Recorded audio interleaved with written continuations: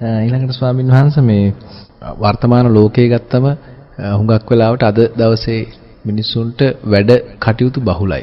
උන් සංකීර්ණ ලෝකයක ජීවත් වෙන. නමුත් භාවනා කරන්නට හැම දිනාගෙම වගේ උනන්දුවක් තියෙනවා. හිතනවා හැමෝම මටත් භාවනා කරන්න තියෙනවා නම් හොඳයි කියලා. මේ ස්වාමීන් වහන්සේ අපිට දේශනා කරන්න ඔබ වහන්සේ අපගේ අනුකම්පා කරලා මේ සංකීර්ණ ලෝකයේ මිනිස්සුන්ට සරලවම කරන්න පුළුවන් භාවනාවක් කුමක්ද කියලා ස්වාමීන් වහන්සේ. තෙරුවන් සරණ ඒක වැදගත් අවබෝධයක් ලබාගත යුතු කාරණයක්. එහෙමයි. ඒ මොකද බෞද්ධයෝ වශයෙන් බෞද්ධයන් පමණන්නේ සමහර අබෞද්ධයන් පවා හරියට කැමති භාවනා කරන්න. එහෙමයි ස්වාමීන්. එතකොට භාවනා කරන්න වේලාව තමයි නැත්තේ කියලා හැමෝම කියනවා. එහෙමයි. ටික මහත්මියෙක් මට දැන් අවුරුදු 40කට වගේ ඉස්සර ලියලවනවා අපි අසුරු කළ මහත්තයෙක්. එහෙමයි. ස්වාමින් වහන්සේ අපිට ධර්මයේ හැසිරෙන්න වෙලාවක් නැහැ. එහෙත් ධර්මයේ නොහැසිරෙන වෙලාවක් නැහැ කියලා. තේරුණානේ? එහෙමයි. ධර්මයේ නොහැසිරෙන වෙලාවක් නැහැ මේ මහත්තයා. කොහොමද ඒක වෙන්නේ?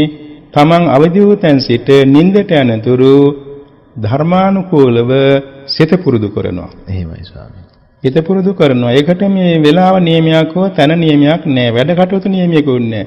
টয়ලට් එකට ගියත් පුළුවන්. නාන කොටත් පුළුවන්. ආහාර ගනිද්දිත් පුළුවන්. ගමන් බිමන් යද්දිත් පුළුවන්. වාහන පදවද්දිත් පුළුවන්. එහෙමයි. හැම තැනකදීම කුඹුරු කොටද්දිත් පුළුවන්. ගොයන් කපද්දිත් පුළුවන්. වෙලදාම කරද්දිත් පුළුවන්. හිත පුරුදු කිරීමෙන් භාවනා හැම වෙලාවෙම කරන්න පුළුවන්. එහෙමයි ස්වාමී. ඒකට තමන් ගැළපෙන මානසිකාර පුරුදු කරගන්නවා. දැන් අපි හිතමු මෛත්‍රී භාවනාව.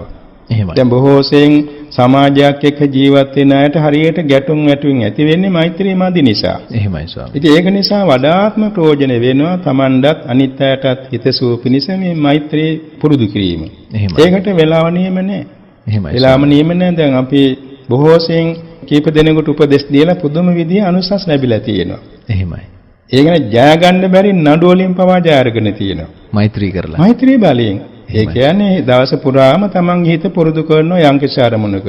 දැන් සමහර අයට එකින් එකට හිතන්න පුරුදු කරන්නේ නැති නිසා මම කියනවා කරණීයමෙත් සූත්‍රයේ දවසට අඩු ගානේ 21 වරක් හිතින් කියවන්න. අඩු ගානේ. එහෙමයි. එක්තරා මහත්මියෙක් තරුණ මහත්මියෙක් යාට හරියට සතුරු උපද්‍රව. ඉතින් මගෙන් ඇවිල්ලා උපදෙස් ඉල්ලුවා මේක අවුරුදු 7-8කට ඉස්සර 2002 වසරේ පෙබරවාරි මාසේ. මං කිව්වා මහත්මයා මෙන්න මේ වැඩේ කරන්න. මහත්යාට ඉතින් එක තැනක වාඩි වෙලා කරන්න වෙලාවක් නැහැ. කරණීයමෙත් සූත්‍රයේ දවසට 21 වරක් අවදි වූ තැන් සිට නිින්දට යනතුරු ලැබෙන වෙලාවේ කරන්න. ඇඟිලි ගණන් කරලා ගණන් කරගන්න පුළුවන්. එහෙමයි සර්. මුලින් ඉතින් හිතා කියන්න වෙනවා. පස්සේ හිතට ගලාගෙන පුරුදු වුණාම.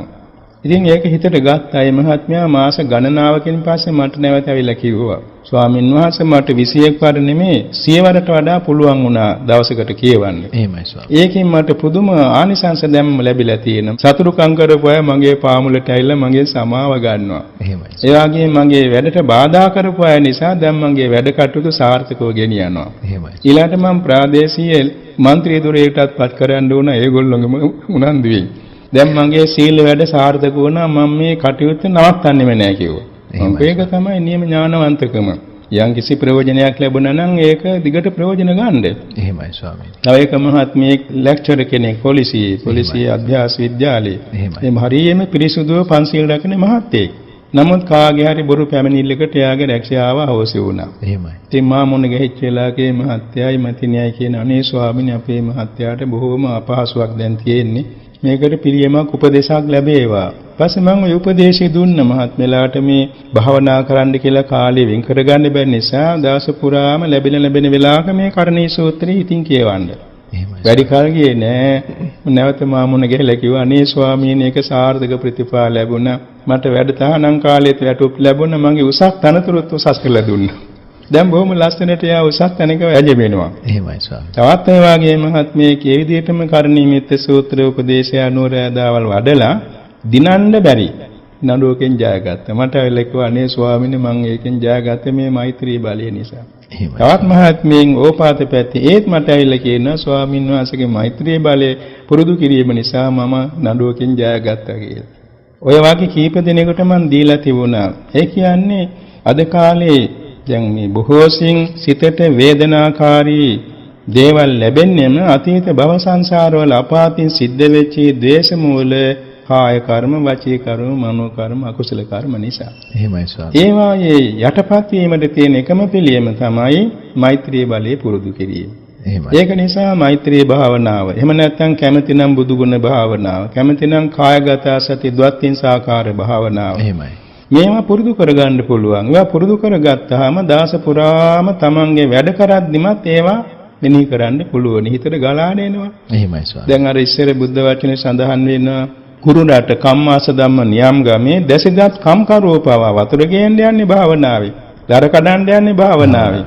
පලානෙලන්න යන්නේ උයන්නේ පියන්නේ ඊ කොටන්නේ පොළන්නේ භාවනාවේ. එහෙමයි ස්වාමී. ඉතින් වැඩ කරද්දී ඒක යෙදෙනවා. එහෙමයි. ඒ විදිහට නිසා මේ භාවනා කිරීම සඳහා ඒ ධ්‍යාන වැඩිම නෙමෙයි හැබැයි ධ්‍යාන වඩන්නත් හයියක් ලැබෙනවා මේ අනුස්සති වාසයෙන් හිත පුරුදු කරගෙන ඉන්නකොට. එහෙමයි. යම් දවසක Tamande විවේක ලැබුණා නම් ධ්‍යාන භාවනාවක් වැඩුවොත් මේ අනුස්සති පුරුදු කරපේ කෙනාට ඉක්මනින් ධ්‍යාන වඩන්න පුළුවන්. එහෙමයි ස්වාමී. ඒ නිසා අපේ සියලුම ජනතාවට අපි කරුණාවෙන් වටහා දෙන්නට ඕනේ භාවනා කරන්න වෙලාවක් නැහැ කියලා හිතන්න එපා. හැම වෙලාවෙම භාවනා කරන්න පුළුවන්. හැම රාජකාරියක් තුළදී භාවනා කරන්න පුළුවන්. මේ අනුස්සති ක්‍රම Tamanට ගැළපෙන පහසු සරල අනුස්සති ක්‍රමයක් පුරුදු කර ගැනීම.